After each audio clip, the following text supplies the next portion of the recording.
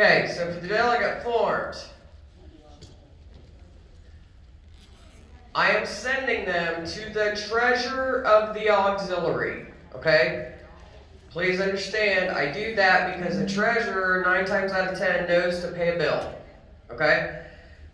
They have to work with their secretary, if they're not holding a dual position, to get the forms filled out, and then the secretary will send the forms and any fees to the proper place, okay?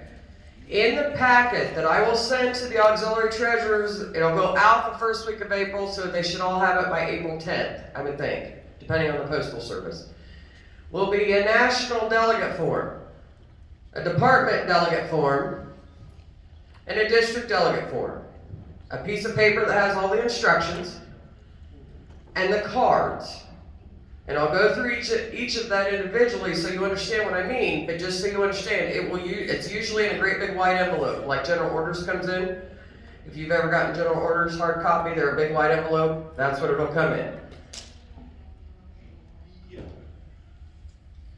So just so you understand the process for any newbies, delegates are elected in April.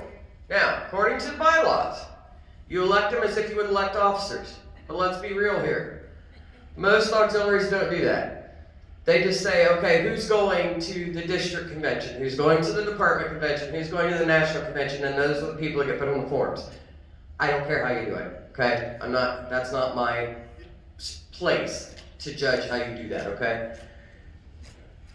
Like I said, the treasurer will work with the secretary to fill out the forms. Forms and fees are sent to the respective levels.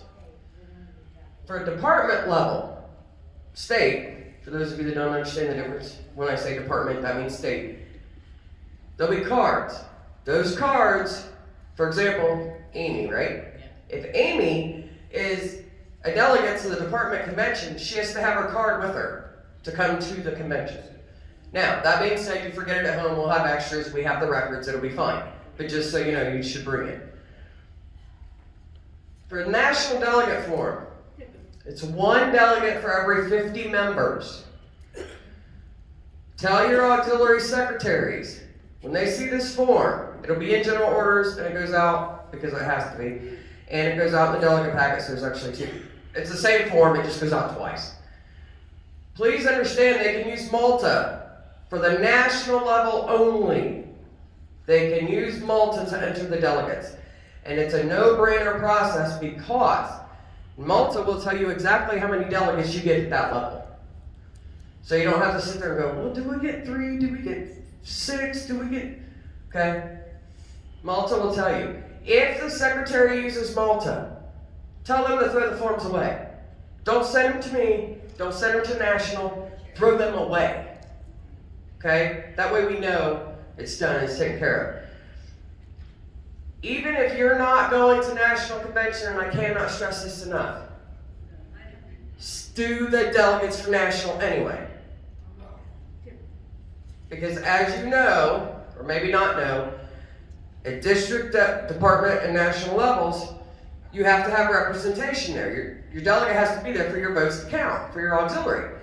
Well, at the national level, and Marcia Miller can correct me if I'm wrong, but if Indiana total statewide gets 50 delegates, as an example, as long as one person from Indiana is registered delegate for that convention, they get to control all 50 of them votes. That's right. That's right. Thank you for informing us of that. I never knew that. Yes. So make sure that you do the delegates in Malta or fill out the national form so that we get all of the voting strength that Indiana is allotted. Indiana is the 5th largest state in this country, in this organization, based on our membership of over 24,000 members.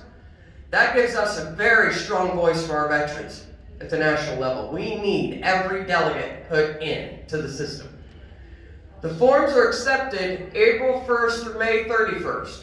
Malta will open for the auxiliary secretaries, and they can enter it into Malta between April 1st, May 31st. Now, if you have an auxiliary, or you are an auxiliary that doesn't use Malta, fill out the form, send it to national. The address is on the form, okay? Or you could send it to me and I can input it, but trust me, you'd rather just cut out the middleman and send it to national if you're not going to use Malta. Like I said, we'll tell you exactly how many delegates you should have. But here is your math example. If you have 252 members in your auxiliary on March 31st, because that's when National and Department pull the membership stats to base your delegate count, it's March 31st is the date we all use. So it's even across the board. If you have 252 members, 252 divided by 50 is 504. Now, any of us that did elementary school math know that if it's 5.04, the number would be 5. However, in the VFW auxiliary, any remainder, it doesn't matter if it's 5.01, you round up. So that auxiliary of 252 members actually has 6 national delegates. Okay? Does that make sense? Clear as mud, all that good stuff? This is what the national form will look like. I know it's very hard to see, but it'll have the national auxiliary emblem like is on our official shirts. And on the top, it'll say not accepted before April 1st, nor after May 31st. It says National Convention official delegates. It also says on there, if you use this form, if you use Malta, throw the form away. Okay? So I'm not telling you anything that's not already on the form. I'm not telling you anything that's illegal. But that's what the national form will look like. And I know I'm going fast. Stop me if you need me to, okay? The department delegate form. The treasurers, or you're going to go back and tell your treasurers about this? The department delegate form is a 2-part carbon copy. So there's a white copy and a yellow copy. They're stuck together, okay? That is the department. Just so you understand, the national form has the emblems on it. It's a single piece form. The department form is a 2-part carbon copy. You send the white form of that 2-part carbon copy with delegate fees to me. The department comes to me. National has no delegate fees. Department is $3 per delegate plus $3 for the president. So if your auxiliary has 3 delegates to the department convention, that would be $9. But you have to pay $3 for the auxiliary president, so that makes it $12. Please understand, if you get 3 delegates to national convention, like Amy's auxiliary, let's say she gets, sorry I'm picking on you. If she has 3 delegates, but only one of them's coming, still put 3 names on the form, still send the $12. Okay? Even if nobody in your auxiliary, let's say auxiliary 3846, as an example. Let's say they get 4 delegates and none of them are coming. Okay? We have a lot of auxiliaries, especially in the COVID era, that are not coming to events like this. That's fine. They still have to fill out the form, they still have to send the dues or the delegate money. It's a mandatory requirement. Okay? That being said, the cards, like I said, the cards are sent with the form. Roxanne, I'm sorry, I can't tell you right now what color is what, but the auxiliary presidents are, we got blue and yellow? The auxiliary presidents are either blue and anybody else that gets their own vote is yellow, but it's something like that. White cards will be for the regular auxiliary membership, so I can't use Marcia Miller as an excuse. Linda Wall. She does not get her own vote at the department level, okay, for the department convention. She would have a white card. Crap, that wasn't a good example because Harriet gets her own vote, but her president is Harriet Figg, our department junior vice. Harriet, if she was voting the auxiliary, or her own vote as auxiliary president, she would have a different colored card that'll come in that packet. Okay? Okay.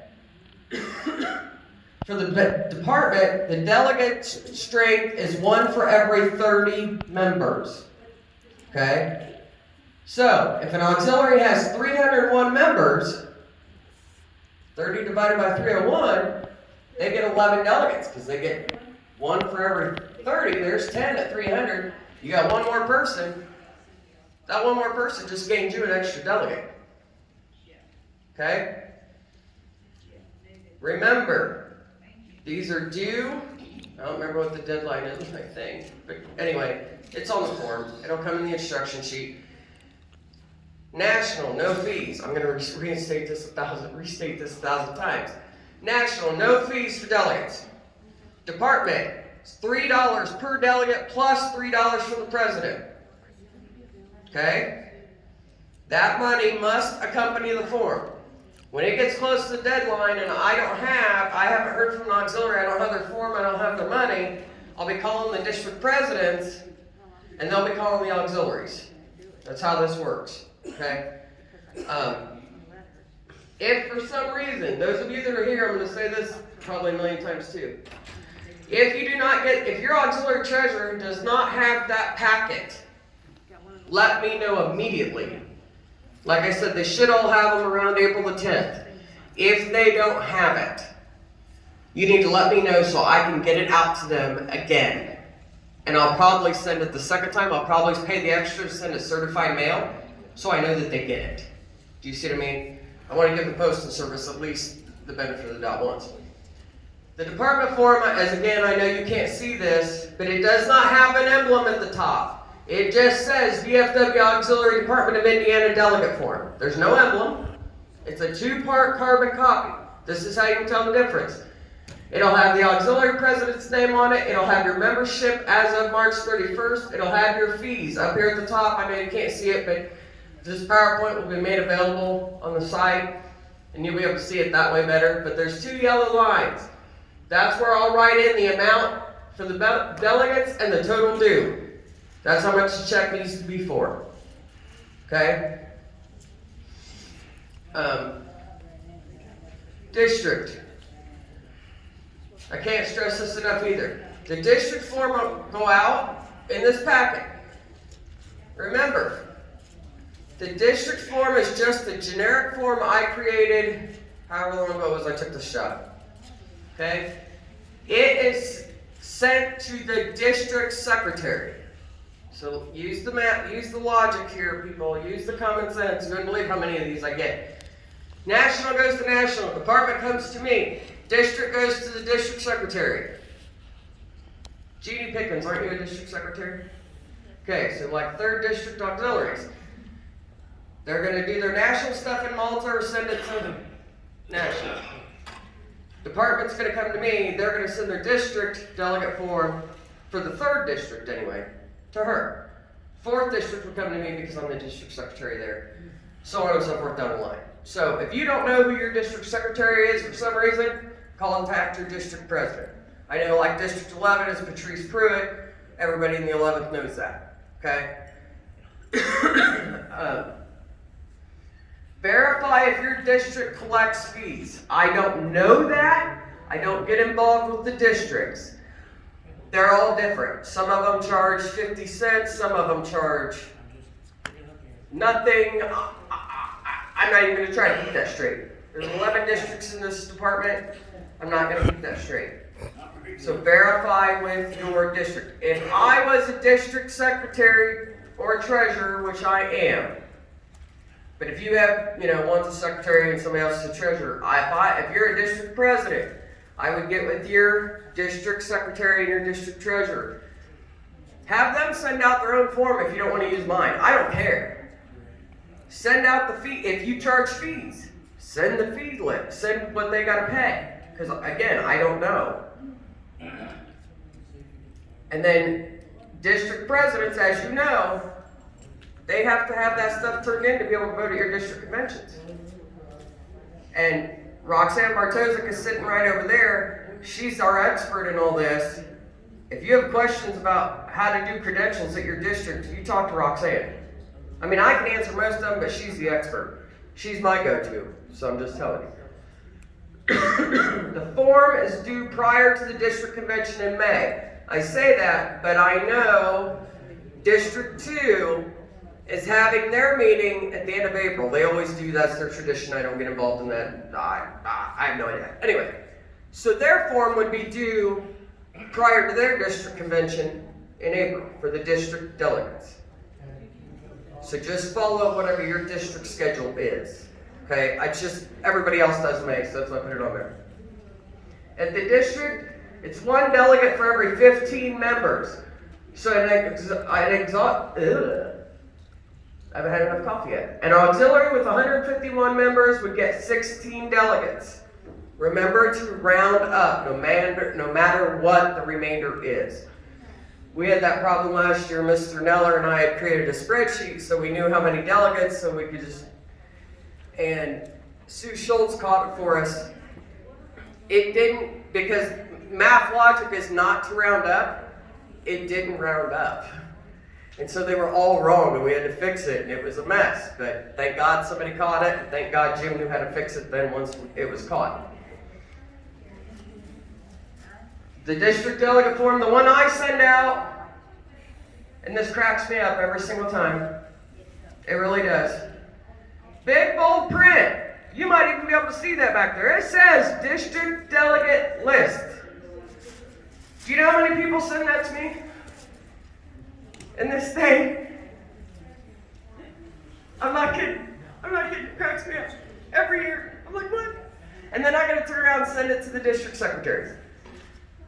So make sure that at the district level, that they're getting the forms. If I get them, I forward them on immediately because district meetings fall, like I said, starting the last weekend in April, all through May. And I want to make sure that those auxiliaries have their right to vote because they did do the form, they just didn't send it to who they needed to. You know what I mean? So this is the simple process of delegates. I know I went through it very fast because we've got to get this conference going here in just a little bit. But it's really, and maybe it's just because I've only been doing it for a few years now, but it's really just common sense. If it's a national form, it goes to national. If it's a department form, it goes to the department. If it's a district form, it goes to the district. Just pay attention to the instructions. The instructions lay it all out. You know, this instruction page is only one page, but it's full. Maybe I put too much information in it, and it confuses people. I don't know. But that's why I wanted to do this, because I've already gotten questions. I've already gotten people that have said, well, why don't you send that to the treasurers? They're the ones that have to write the check. Well, guess what? I have every year that I've done this. Every single year. No, I take that back. The first year, I sent it to the presidents because people said the presidents were supposed to get it, and I didn't really know what I was doing. A lot like a lot of our new treasurers and new secretaries. They don't know. You know, they're still learning. So I sent it to the presidents because that's not what I was told. You know, it took us forever to get those delegate fees. Presidents are really good at running a meeting. They're very good at leadership. They're not so good at paying bills. Get it? That's why I send it to the treasurers. Okay, so what questions do you have? Because I know I went through this very fast. Yeah. I don't have a question, but I'll explain. Past department presidents are entitled to a vote. Yes. But if nobody from their auxiliary comes, they should vote as an Auxiliary. delegate, not as a past department. Yes. Yes. For those of you that didn't under what she was saying, there are certain people, like past department presidents, the floor team, correct me if I'm wrong, Roxanne, but the floor team members all get their own vote, right? Yes. The line officers get their own vote. If nobody from their auxiliary is here, like, okay, Michael Fleener, Newcastle, if he's the only one here from his auxiliary at the department convention, instead of voting his own vote, which would count as one, he should vote his auxiliary as an auxiliary member, and then he gets to vote the whole auxiliary delegate strength, which might be 5. Yeah. You see? Roxanne, what? Okay, you brought that up, but make sure they put themselves in as a delegate. Yes. If you're a president and you know no one else is coming, put yourself in as a delegate. Yeah, so in the case of, if somebody gets their own vote for whatever reason by virtue of their office or position, appointed position, make sure that your auxiliary has you on that delegate list, or you don't get to vote the auxiliary strength if you're the only one here. Right? Is that what that's what you're saying? Okay. And there's one other thing. Anybody who has your auxiliary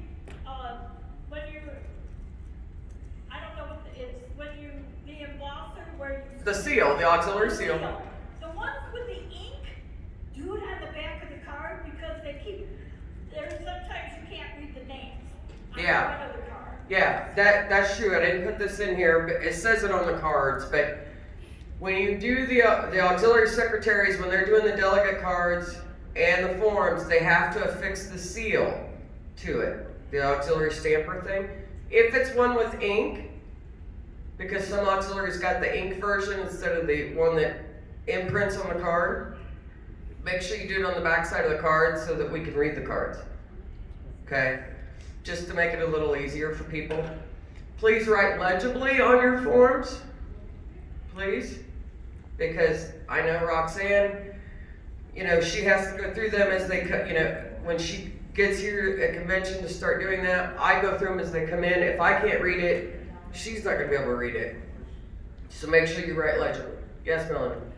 Okay, so, like she was saying, past department president, or use Michael as for delegate instead of the president. You cannot have two votes, you just have to do one when you have the majority, is that correct? Okay, yes. Her question was, if you're somebody that would have the option to vote one way or another, you can't do both. That's correct. You can only do what's best for your auxiliary. So if you're the only one here from Aurora, Mylan, sorry. I know it's hard. If you're the only one here from Mylan, then you should vote the auxiliary strength, not your own vote as district president. But Roxanne, here's the question I've always had for you. Jesse Davenport is an auxiliary president. Okay? If she's here and Jill Wilson is a member of her auxiliary and Jill's here, what would be their best way to vote? Who votes what? They have to make a decision, which is gonna vote the auxiliary vote, that's all. What could have their,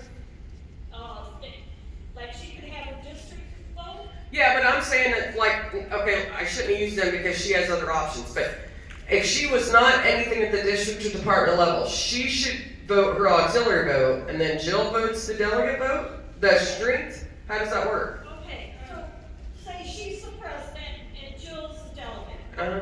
but she's also her district president. She could vote either or, Mm-hmm. and then Jill will vote, and Jill will vote delegate, the delegate vote. Okay. But it gets complicated because there's some state officers that have 3 cards. Because they're auxiliary president, they're delegate, and they're Yes. the state. So they have to decide which one they're gonna do. Okay. And they just bring all your cards with you, and then you can decide Yeah. when you sign in. Yeah, then you can decide then. And please sign your cards. Yeah, make sure the cards are signed. The auxiliary, I believe the auxiliary secretary signs them. And the person. And the manager, person. The person doesn't sign. Yeah, so make sure they're signed. So that way we're all legit above board. Is there any other questions? Jim is recording this right now, that's why I tried to behave and not been my normal goofball self. Because we're going to try to put it on YouTube. And then this PowerPoint will also be on the website. I'll send it to Jim at some point, probably today. So that when we get home and stuff, he can put it on the website. But is there any other questions before I let him turn the lights back on to get ready for this conference? Okay. Thank you guys for getting up early on a Saturday morning and coming in for this. I do appreciate it. I hope you at least could take some of it back to your auxiliaries and go, hey, just so you know, tell your treasurer, hey, just so you know, whatever. Oh, hi. So, thank you guys again so very much for being here. I appreciate it. Thank you, Kasey.